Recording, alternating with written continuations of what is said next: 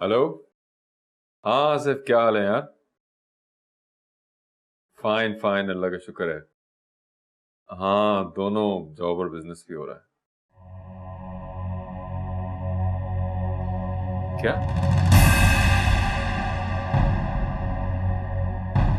अच्छा, thank you.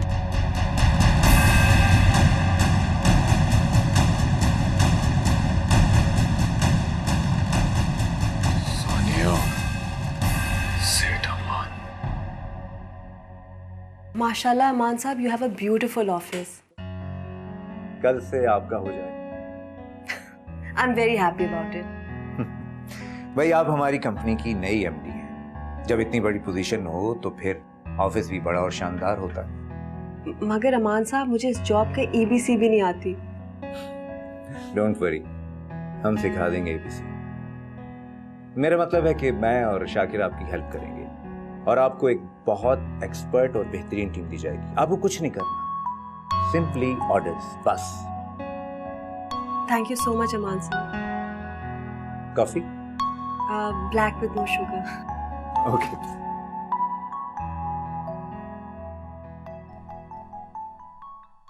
मैं जानती हूँ ये बात। क्या तुम जानती थी और तुमने मुझे? आज भी ऑफिस से आते हुए दोनों को सिग्नल पे देखा था मैंने। पागल हो गई सानी।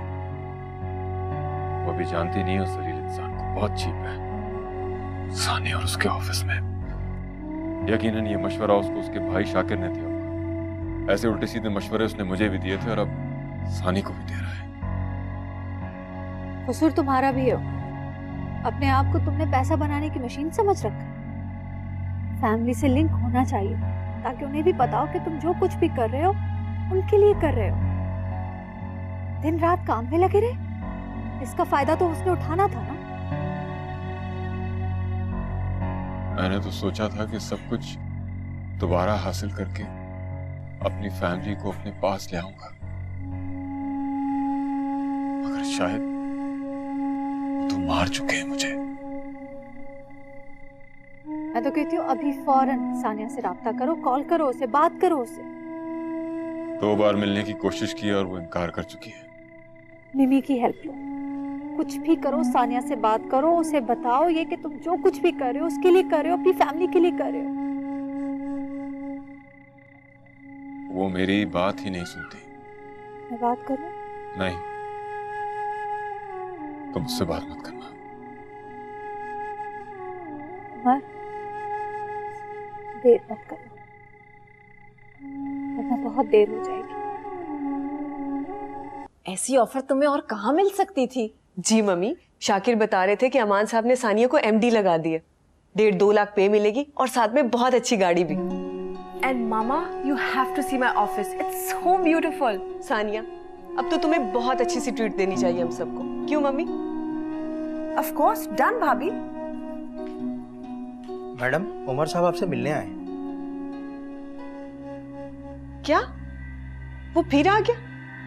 एक तो बहुत शौक है इसे बार बार जलील होने का। जाओ उससे जाकर कहो कि नहीं भाभी, उसको अंदर बुलाओ।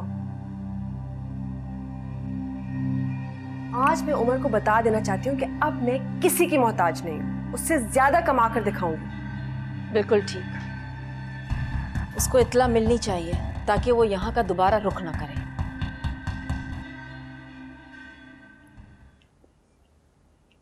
अस्सलाम वालेकुम।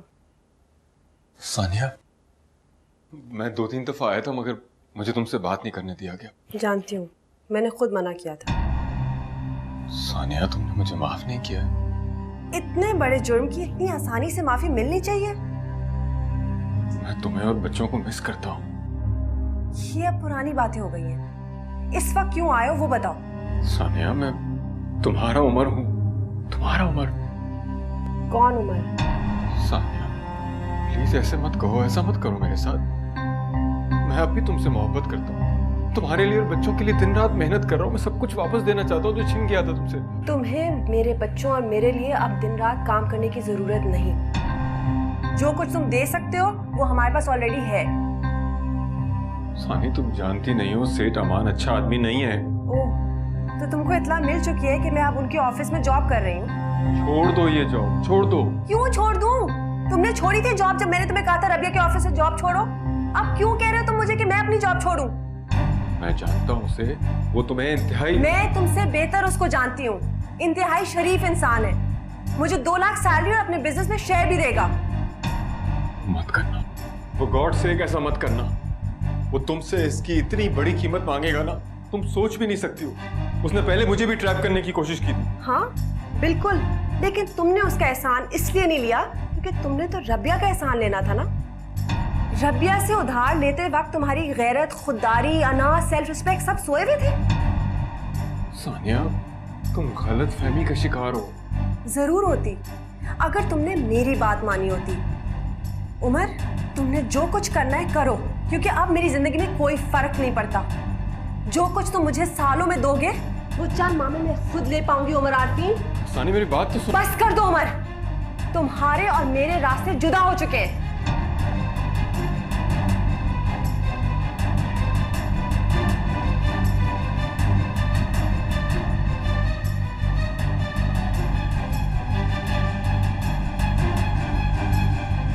मैं मर जाऊंगी लेकिन मैं उससे शादी नहीं करूंगी।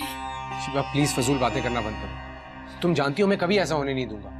वहां पर तुम सोच भी नहीं सकते कि वो कितना घटिया इंसान है।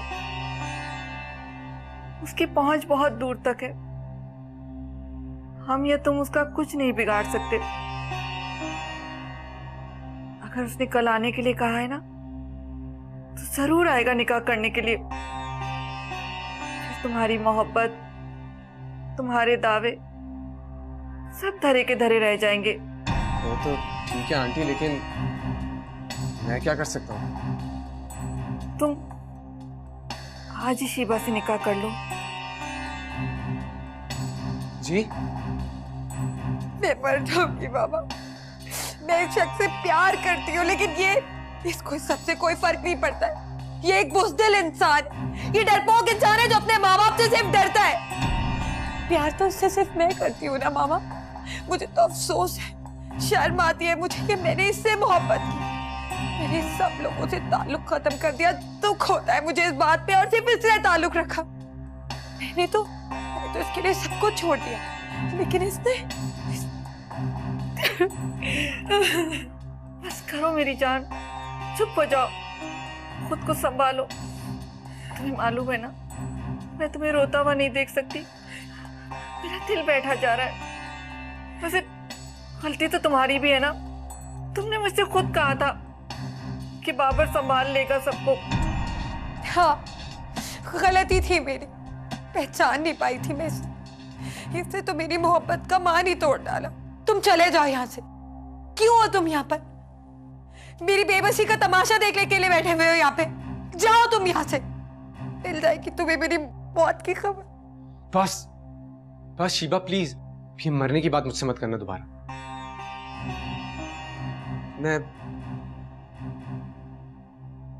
मैं तैयार हूं अभी और इसी वक्त शिवा से निकाह करने की।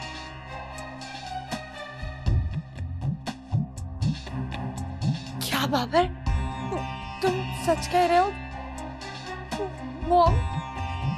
मॉम बाबर शादी करने के लिए तैयार हो गए? अच्छा, मैं अभी काजी को बुलाती हूँ। बाबर, मैं जानती थी तुम मुझे कभी भी मरने नहीं दोगे। तुम मुझे बचा लोगे उससे। Thank you so much Babar.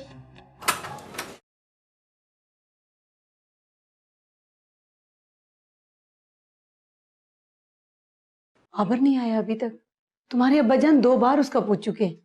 आज तो उसने मामूल से भी ज्यादा देर कर दी। तो आप उनके सेल फोन पे कॉल कीजिए ना। किया था, वो अटेंड ही नहीं कर रहा।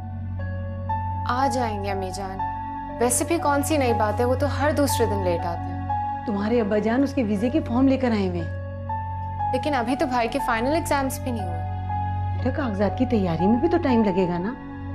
अच्छा है जितनी जल्दी बाहर चला जाए, यहाँ के दोस्तों से भी उसकी जान छूट जाएगी। जी अम्मी जान।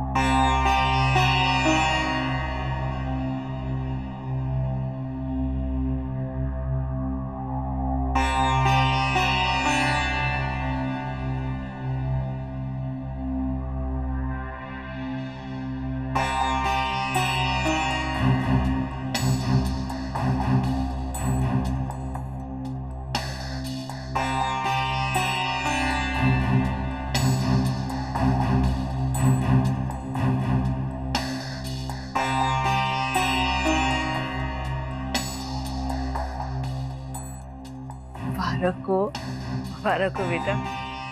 कारी साहब आप मेरे साथ तशरीफ लाए, यहाँ चले। मैं आती हूँ इनको छोड़ के।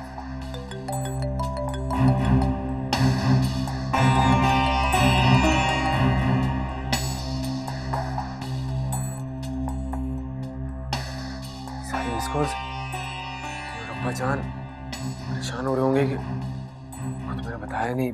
ये क्या बाबर, फोन तो रख दो, ये वक्त फोन देखने का नहीं है। शिबा वो परेशान हो रहे होंगे वो। तुम भी अपने पेरेंट्स से बहुत डरते हो, बच्चे हो क्या अभी तक? खैर आज रात तो तुम यहीं रुकोगे ना? हाँ ऑफ कोर्स, मगर उनको एक बार फोन तो कर लूँ, वो बहुत परेशान होंगे। ओके बता दो। जी अम्मी जान।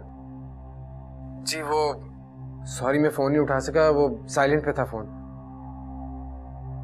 आज नहीं अम्मी जान, आज रात तो मैं नहीं आ सकूंगा, सुबह ही आऊंगा। वो कंबाइन स्टडीज करें ना हम लोग सब। जी जी। बाबर, शिवा, मैंने खाना लगवा दिया है, आ जाओ तुम दोनों भी।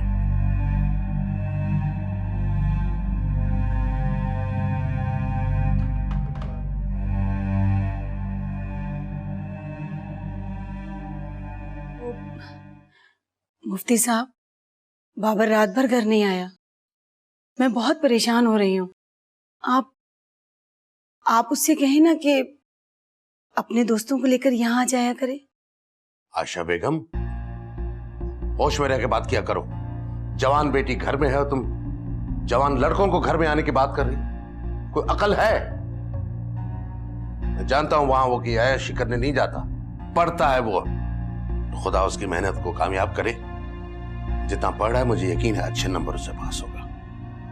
एहसास जिम्मेदारी है उसमें, मेरी बात समझ ली थी उसने। और अल्हम्दुलिल्लाह मैंने उसके लिए वजीफा भी शुरू कर दिया है। रुक जाओ, मैं देखता हूं।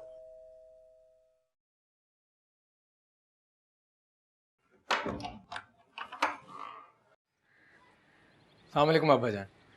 वालेकुम अस्सलाम मेरी जान। अभी तुम्हारा ही जिक्र कर रहा था मैं। शिबा आ जाओ।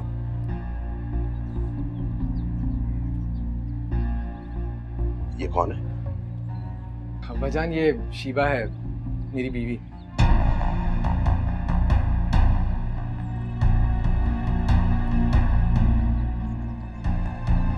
क्या बकवास कर रहे हो तुम? अच्छा क्या हो गया आपको? अच्छा प्लीज अंदर चलकर बात करते हैं। चलो ना अंदर चलते हैं, ठीक है भी तो देखना। मैं बाबर, रुक जाओ बाबर। इस लड़की को फौरन यहां से चलता करो। जान क्या हो गया आपको? बीवी है ये मेरी, और अब आपकी बहू भी। मैं इस आवारा और बेहया लड़की को अपनी बहू नहीं मानता। आप जैसा कल्चरल इंसान इस किस्म की बातें कैसे कर सकता है? मैं आवारा और बेहया नहीं। शिबा चुप रहो तुम, मैं बात कर रहा हूं ना। तुम क्या बात करोगे बाबर? तुम मुझे डिफेंड नहीं कर सकते। अगर तुम मुझे डिफेंड कर सकते ना तो आज ये मेरे बारे में ऐसी बातें नहीं करते। तुमने हमें धोखा दिया। पढ़ाई के नाम पर ये गुल खिला रहे थे तुम। हमारी आंखों में धूल झोंकते हुए तुम्हें जरा शर्म महसूस नहीं हुई? पहचान मैं मजबूर था, वरना इतना बड़ा फैसला मैं आप लोगों के बगैर कैसे ले सकता था? मजबूर? किसी ने तलवार रख दी थी सर पर या हमें मुर्दा समझ लिया था? इतना बड़ा फैसला तन्हा करते हुए तुम्हें जरा खौफ महसूस नहीं हुआ? आप चले आराम से।